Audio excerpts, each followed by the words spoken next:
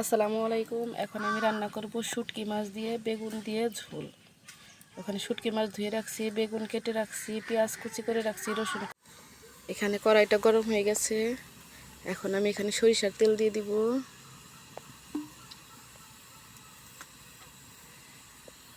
কুচি করা রাখা পেঁয়াজ দিয়ে দিব, কাঁচামরিচ দিয়ে দিব,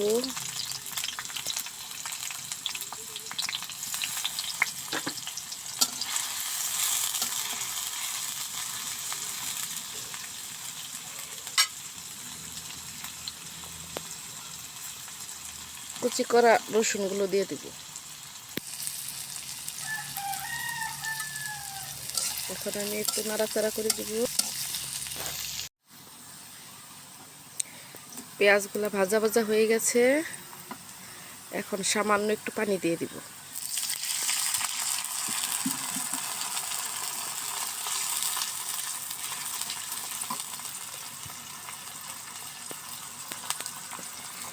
একটু হলুদ, একটু সজ, একটু মরিচের গুঁড়া, একটু জিরার গুঁড়া। এখন আমি ভালোভাবে মিশিয়ে নিব।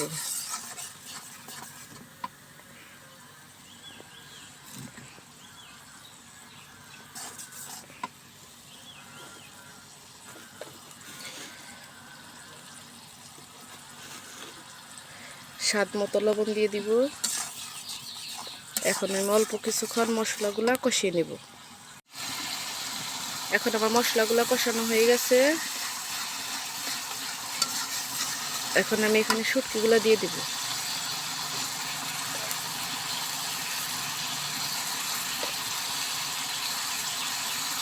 ভালো করে একটু মিশিয়ে নিব। শুটকি দেওয়ার পরে আমি আর কিছুক্ষণ একটু কষিয়ে নেব।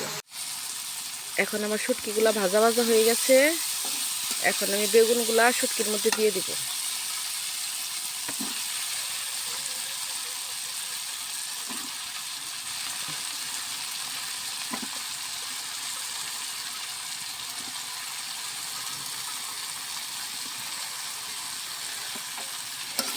এখন আমি ভালোভাবে নাড়াচাড়া করে মিশিয়ে নিব।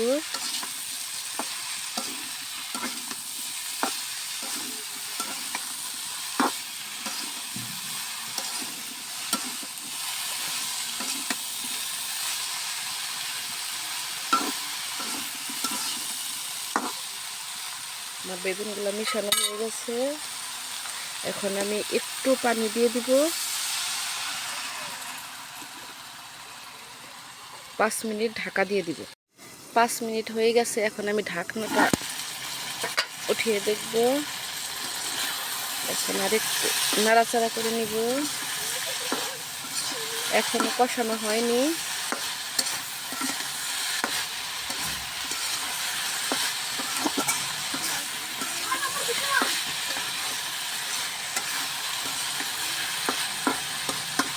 আর একটু কষাবো, আর 1 মিনিটের মতো কষাবো।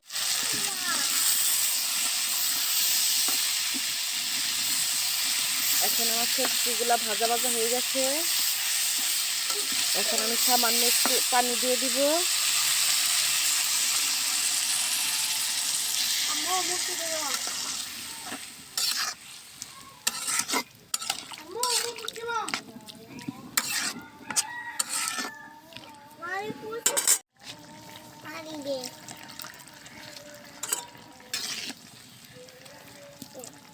এখন আমি 5 মিনিট ঢেকে রান্না করব।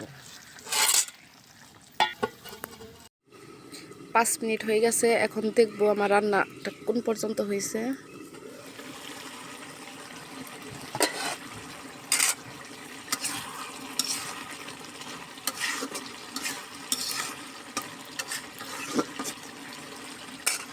আর 2 মিনিট ঢাকা দিয়ে রাখবো। 2 মিনিট হয়ে গেছে। এখন আমি ঢাকনাটা খুলে দেখবো আমার রান্নাটা হয়েছে কিনা।